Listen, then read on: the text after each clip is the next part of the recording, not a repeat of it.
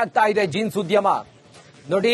Tax ಕಟ್ಲಿಕ್ಕಾಗದೆ, ಸಂಬಳ ಕೊಡ್ಲಿಕ್ಕಾಗದೆ jeans ಉದ್ಯಮದ ಕಂಪನಿಗಳು, ಫ್ಯಾಕ್ಟರಿಗಳು ಬಂದ್ ಆಗ್ತಾ ಇದಾವೆ. 60 ಜೀನ್ಸ್ ಫ್ಯಾಕ್ಟರಿಗಳಲ್ಲಿ ಬರೋಬ್ಬರಿ 20 ಫ್ಯಾಕ್ಟರಿ ಕ್ಲೋಸ್ ಆಗಿದೆ. ವಿದ್ಯುತ್ ದರ ಏರಿಕೆ, ನೀರಿನ ಸಮಸ್ಯೆಯಿಂದಾಗಿ ಜೀನ್ಸ್ ಉದ್ಯಮ, ಜೀನ್ಸ್ ಫ್ಯಾಕ್ಟರಿಗಳು ಬಳಲಿ ಹೋಗಿದಾವೆ. ಉತ್ಪಾದನಾ ವೆಚ್ಚ ಹೆಚ್ಚಳವಾಗಿ ಜೀನ್ಸ್ ಉದ್ಯಮಕ್ಕೆ ಲಾಸ್ ಆಗಿದೆ.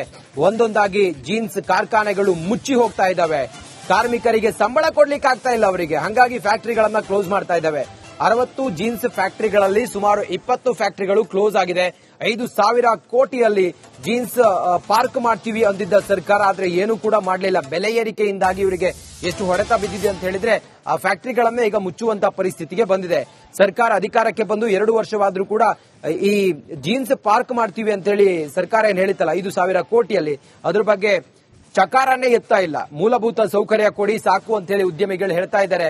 ವಿದ್ಯುತ್ ಬಿಲ್ ಕಟ್ಲಿಕ್ಕೆ ಆಗ್ತಾ ಇಲ್ಲ ಅವರಿಗೆ, ಟ್ಯಾಕ್ಸ್ ಪೇ ಮಾಡ್ಲಿಕ್ಕೆ ಆಗ್ತಾ ಇಲ್ಲ, ಇದ್ದಂತ ಎಂಪ್ಲಾಯೀಸ್ಗೆ ಸಂಬಳ ಕೊಡ್ಲಿಕ್ಕೆ ಆಗ್ತಾ ಇಲ್ಲ. ಬಳ್ಳಾರಿ ಅಂದ್ರೆ ಇಲ್ಲಿ ಕೇವಲ ಗಣಿಗಾರಿಕೆ ಮಾತ್ರ ಅಲ್ಲ, ಗಣಿಗಾರಿಕೆ ಜೊತೆಗೆ ಸಾಕಷ್ಟು ರೈತಾಪಿ ವರ್ಗವಿದೆ. ಅದಾದ ಬಳಿಕ ಮತ್ತೊಂದು ಪ್ರಮುಖ ಬಹುದೊಡ್ಡ ಉದ್ಯಮ ಅಂದ್ರೆ ಅದು ಜೀನ್ಸ್ ಉದ್ಯಮ. ಸಾಕಷ್ಟು ಜನ ಜೀನ್ಸ್ ಉದ್ಯಮವನ್ನ ನಂಬಿಕೊಂಡು ಕೆಲಸವನ್ನ ಮಾಡ್ತಾ ಇದ್ದಾರೆ, ಜೊತೆಗೆ ಜೀವನವನ್ನು ಕೂಡ ಸಾಗಿಸ್ತಾ ಇರ್ತಕ್ಕಂಥದ್ದು. ಆದ್ರೆ ಈಗ ಬಳ್ಳಾರಿ ಜೀನ್ಸ್ ಉದ್ಯಮಕ್ಕೆ ಸಾಕಷ್ಟು ಸಂಕಷ್ಟ ಎದುರಾಗಿರ್ತಕ್ಕಂಥದ್ದು. ನಾನಾ ಕಾರಣಗಳಿಂದ ಒಂದೊಂದೇ ಜೀನ್ಸ್ ಘಟಕಗಳು ಮುಚ್ಚುವ ಹಂತಕ್ಕೆ ತಲುಪಿರ್ತಕ್ಕಂಥದ್ದು. ಈ ದೃಶ್ಯದಲ್ಲಿ ನೀವು ನೋಡಬಹುದು, ನಾನೀಗ ಬಳ್ಳಾರಿಯಲ್ಲಿ ಇರ್ತಕ್ಕಂಥ ಇಂಡಸ್ಟ್ರಿಯಲ್ ಏರಿಯಾದಲ್ಲಿ ಇರ್ತಕ್ಕಂಥ ಜೀನ್ಸ್ ಶುದ್ಧೀಕರಣ ಘಟಕಕ್ಕೆ ಬಂದಿದ್ದೇನೆ. ನೀವು ನೇರವಾಗಿ ನೋಡಬಹುದು, ಸಂಪೂರ್ಣವಾಗಿ ಈ ಒಂದು ಘಟಕವನ್ನ ಲಾಕ್ ಮಾಡಿದ್ದಾರೆ. ಯಾಕಂದ್ರೆ ಇದು ಕೇವಲ ಒಂದು ಘಟಕ ಮಾತ್ರ, 10 ಘಟಕಗಳು ಇದೇ ರೀತಿಯಾಗಿ ಮುಚ್ಚಿರ್ತಕ್ಕಂಥದ್ದು. ಅಂದ್ರೆ ಈಗ ಬಳ್ಳಾರಿಯಲ್ಲಿ ಇಂಡಸ್ಟ್ರಿಯಲ್ ಏರಿಯಾದಲ್ಲಿ 60 ಜೀನ್ಸ್ ಶುದ್ಧೀಕರಣ ಘಟಕಗಳಿವೆ. ಅದರಲ್ಲಿ 20 ಜೀನ್ಸ್ ಶುದ್ಧೀಕರಣ ಘಟಕಗಳು ಸಂಪೂರ್ಣವಾಗಿ ಮುಚ್ಚಿವೆ. ಯಾಕಂದ್ರೆ ನಾನಾ ಕಾರಣಗಳಿಂದ ಇವನ್ನ ಮುಚ್ಚಿರ್ತಕ್ಕಂಥದ್ದು. ಒಂದು ವಿದ್ಯುತ್ ಕಾರಣವಾಗಿರ್ಬೋದು, ಜೊತೆಗೆ ಜೀನ್ಸ್ಗೆ ಬೇಕಾದ ನೀರಿನ ವ್ಯವಸ್ಥೆ ಇರಬಹುದು, ಜೊತೆಗೆ ಲೇಬರ್ ಕೊರತೆ ಆಗಿರ್ಬೋದು, ಬೇರೆ ಬೇರೆ ಮೂಲಭೂತ ಸೌಕರ್ಯಗಳ ಕಾರಣದಿಂದಾಗಿ ಒಂದೊಂದೇ ಘಟಕಗಳು ಮುಚ್ಚುತ್ತಾ ಇರತಕ್ಕಂಥದ್ದು. ಜೊತೆಗೆ ಸರ್ಕಾರದಿಂದ ಸಿಗ್ತಾ ಇರತಕ್ಕಂಥ ಸೌಲಭ್ಯ ಕೂಡ ಕಡಿಮೆ ಆಗ್ತಾ ಇರತಕ್ಕಂಥ ಹಿನ್ನೆಲೆಯಲ್ಲಿ ಸಂಪೂರ್ಣವಾಗಿ ಜೀನ್ಸ್ ಘಟಕಗಳು ಮುಚ್ಚುತ್ತಾ ಇರತಕ್ಕಂಥದ್ದು. ಇಡೀ ರಾಜ್ಯಾದ್ಯಂತ ಬಳ್ಳಾರಿ ಜೀನ್ಸ್ ಅಂದ್ರೆ ಒಂದು ದೊಡ್ಡ ಹೆಸರಿತ್ತು. ಅದನ್ನ ನಂಬಿಕೊಂಡು ಸುಮಾರು 2 ಲಕ್ಷ ಜನ ಬಳ್ಳಾರಿಯಲ್ಲಿ ಜೀವನ ನಡೆಸ್ತಾ ಇದ್ದಾರೆ. ಅವರೆಲ್ಲರಿಗೂ ಕೂಡ ಈಗ ಆತಂಕ ಎದುರಾಗಿದೆ. ಈಗಲಾದ್ರೂ ಸರ್ಕಾರ ಎಚ್ಚೆತ್ತುಕೊಳ್ಬೇಕಾಗಿರ್ತಕ್ಕಂಥದ್ದು. ಅವ್ರಿಗೆಲ್ಲರಿಗೂ ಕೂಡ ಅಂದ್ರೆ ಜೀನ್ಸ್ ಉದ್ಯಮಿಗಳಿಗೆ ಏನೆಲ್ಲ ವ್ಯವಸ್ಥೆ ಬೇಕು ಅವೆಲ್ಲವನ್ನು ಕೂಡ ಮಾಡಿದ್ರೆ ಮತ್ತಷ್ಟು ಜೀನ್ಸ್ ಉದ್ಯಮ ಚಿಗುರುತ್ತೆ, ಇಲ್ಲ ಅಂದ್ರೆ ಸಂಪೂರ್ಣವಾಗಿ ನಶಿಸುವ ಹಂತವನ್ನ ತಲುಪುತ್ತೆ ಅಂತ ಇಲ್ಲಿ ನಾವು ಹೇಳಬಹುದಾಗಿದೆ. ಕ್ಯಾಮರಾ ಪರ್ಸನ್ ಸಿದ್ದು ಜೊತೆ ರೇಣುಕಾರಾಧ್ಯ, ರಿಪಬ್ಲಿಕ್ ಕನ್ನಡ. ಬೆಲೆ ಏರಿಕೆಯಿಂದ ಬಲಿಯಾಗ್ತಾ ಇದೆ ಜೀನ್ಸ್ ಉದ್ಯಮ ನೋಡಿ. ಟ್ಯಾಕ್ಸ್ ಕಟ್ಲಿಕ್ಕಾಗದೆ, ಸಂಬಳ ಕೊಡ್ಲಿಕ್ಕಾಗದೆ ಜೀನ್ಸ್ ಉದ್ಯಮದ ಕಂಪನಿಗಳು, ಫ್ಯಾಕ್ಟರಿಗಳು ಬಂದ್ ಆಗ್ತಾ ಇದಾವೆ. 60 ಜೀನ್ಸ್ ಫ್ಯಾಕ್ಟರಿಗಳಲ್ಲಿ ಬರೋಬ್ಬರಿ 20 ಫ್ಯಾಕ್ಟರಿ ಕ್ಲೋಸ್ ಆಗಿದೆ. ವಿದ್ಯುತ್ ದರ ಏರಿಕೆ, ನೀರಿನ ಸಮಸ್ಯೆಯಿಂದಾಗಿ ಜೀನ್ಸ್ ಉದ್ಯಮ, ಜೀನ್ಸ್ ಫ್ಯಾಕ್ಟರಿಗಳು ಬಳಲಿ ಹೋಗಿದಾವೆ. ಉತ್ಪಾದನಾ ವೆಚ್ಚ ಹೆಚ್ಚಳವಾಗಿ ಜೀನ್ಸ್ ಉದ್ಯಮಕ್ಕೆ ಲಾಸ್ ಆಗಿದೆ. ಒಂದೊಂದಾಗಿ ಜೀನ್ಸ್ ಕಾರ್ಖಾನೆಗಳು ಮುಚ್ಚಿ ಹೋಗ್ತಾ ಇದ್ದಾವೆ. ಕಾರ್ಮಿಕರಿಗೆ ಸಂಬಳ ಕೊಡ್ಲಿಕ್ಕೆ ಆಗ್ತಾ ಇಲ್ಲ ಅವರಿಗೆ, ಹಂಗಾಗಿ ಫ್ಯಾಕ್ಟರಿಗಳನ್ನ ಕ್ಲೋಸ್ ಮಾಡ್ತಾ ಇದ್ದಾವೆ. 60 ಜೀನ್ಸ್ ಫ್ಯಾಕ್ಟರಿಗಳಲ್ಲಿ ಸುಮಾರು 20 ಫ್ಯಾಕ್ಟರಿಗಳು ಕ್ಲೋಸ್ ಆಗಿದೆ. 5,000 ಕೋಟಿಯಲ್ಲಿ ಜೀನ್ಸ್ ಪಾರ್ಕ್ ಮಾಡ್ತೀವಿ ಅಂದಿದ್ದ ಸರ್ಕಾರ, ಆದ್ರೆ ಏನು ಕೂಡ ಮಾಡಲಿಲ್ಲ. ಬೆಲೆ ಏರಿಕೆಯಿಂದಾಗಿ ಇವರಿಗೆ ಎಷ್ಟು ಹೊಡೆತ ಬಿದ್ದಿದೆ ಅಂತ ಹೇಳಿದ್ರೆ ಆ ಫ್ಯಾಕ್ಟರಿಗಳನ್ನೇ ಈಗ ಮುಚ್ಚುವಂತ ಪರಿಸ್ಥಿತಿಗೆ ಬಂದಿದೆ. ಸರ್ಕಾರ ಅಧಿಕಾರಕ್ಕೆ ಬಂದು 2 ವರ್ಷವಾದ್ರೂ ಕೂಡ ಈ ಜೀನ್ಸ್ ಪಾರ್ಕ್ ಮಾಡ್ತೀವಿ ಅಂತ ಹೇಳಿ ಸರ್ಕಾರ ಏನ್ ಹೇಳಿತ್ತಲ್ಲ 5,000 ಕೋಟಿಯಲ್ಲಿ, ಅದ್ರ ಬಗ್ಗೆ ಚಕಾರನೇ ಎತ್ತಾ ಇಲ್ಲ. ಮೂಲಭೂತ ಸೌಕರ್ಯ ಕೊಡಿ ಸಾಕು ಅಂತ ಹೇಳಿ ಉದ್ಯಮಿಗಳು ಹೇಳ್ತಾ ಇದ್ದಾರೆ. ವಿದ್ಯುತ್ ಬಿಲ್ ಕಟ್ಲಿಕ್ಕೆ ಆಗ್ತಾ ಇಲ್ಲ ಅವರಿಗೆ, ಟ್ಯಾಕ್ಸ್ ಪೇ ಮಾಡ್ಲಿಕ್ಕೆ ಆಗ್ತಾ ಇಲ್ಲ, ಇದ್ದಂತ ಎಂಪ್ಲಾಯೀಸ್ಗೆ ಸಂಬಳ ಕೊಡ್ಲಿಕ್ಕೆ ಆಗ್ತಾ ಇಲ್ಲ. ಬಳ್ಳಾರಿ ಅಂದ್ರೆ ಇಲ್ಲಿ ಕೇವಲ ಗಣಿಗಾರಿಕೆ ಮಾತ್ರ ಅಲ್ಲ, ಗಣಿಗಾರಿಕೆ ಜೊತೆಗೆ ಸಾಕಷ್ಟು ರೈತಾಪಿ ವರ್ಗವಿದೆ. ಅದಾದ ಬಳಿಕ ಮತ್ತೊಂದು ಪ್ರಮುಖ ಬಹುದೊಡ್ಡ ಉದ್ಯಮ ಅಂದ್ರೆ ಅದು ಜೀನ್ಸ್ ಉದ್ಯಮ. ಸಾಕಷ್ಟು ಜನ ಜೀನ್ಸ್ ಉದ್ಯಮವನ್ನ ನಂಬಿಕೊಂಡು ಕೆಲಸವನ್ನ ಮಾಡ್ತಾ ಇದ್ದಾರೆ, ಜೊತೆಗೆ ಜೀವನವನ್ನು ಕೂಡ ಸಾಗಿಸ್ತಾ ಇರ್ತಕ್ಕಂಥದ್ದು.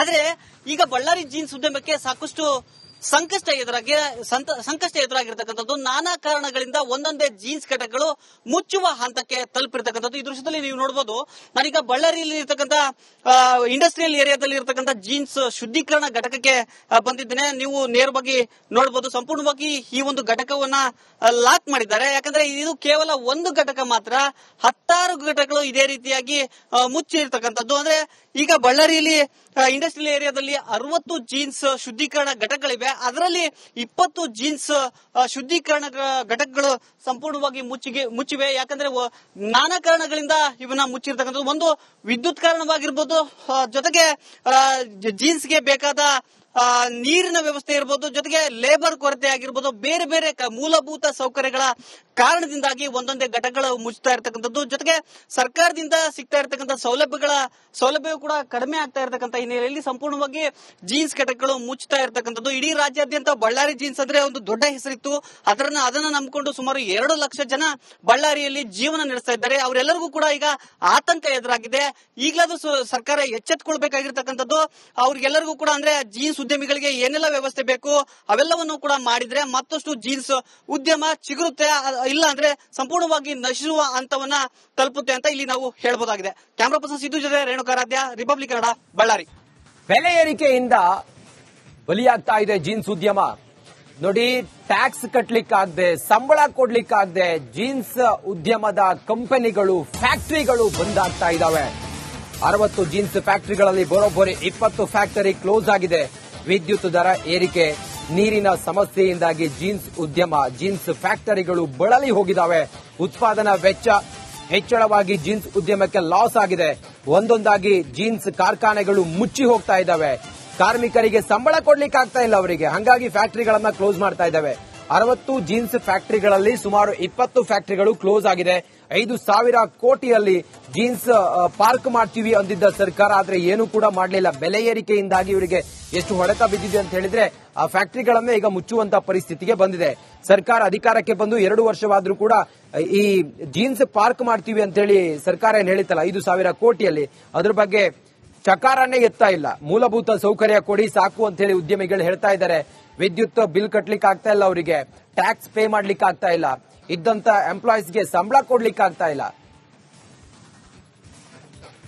ಬಳ್ಳಾರಿ ಅಂದ್ರೆ ಇಲ್ಲಿ ಕೇವಲ ಗಣಿಗಾರಿಕೆ ಮಾತ್ರ ಅಲ್ಲ, ಗಣಿಗಾರಿಕೆ ಜೊತೆಗೆ ಸಾಕಷ್ಟು ರೈತಾಪಿ ವರ್ಗವಿದೆ. ಅದಾದ ಬಳಿಕ ಮತ್ತೊಂದು ಪ್ರಮುಖ ಬಹುದೊಡ್ಡ ಉದ್ಯಮ ಅಂದ್ರೆ ಅದು ಜೀನ್ಸ್ ಉದ್ಯಮ. ಸಾಕಷ್ಟು ಜನ ಜೀನ್ಸ್ ಉದ್ಯಮವನ್ನ ನಂಬಿಕೊಂಡು ಕೆಲಸವನ್ನ ಮಾಡ್ತಾ ಇದ್ದಾರೆ, ಜೊತೆಗೆ ಜೀವನವನ್ನು ಕೂಡ ಸಾಗಿಸ್ತಾ ಇರತಕ್ಕಂಥದ್ದು.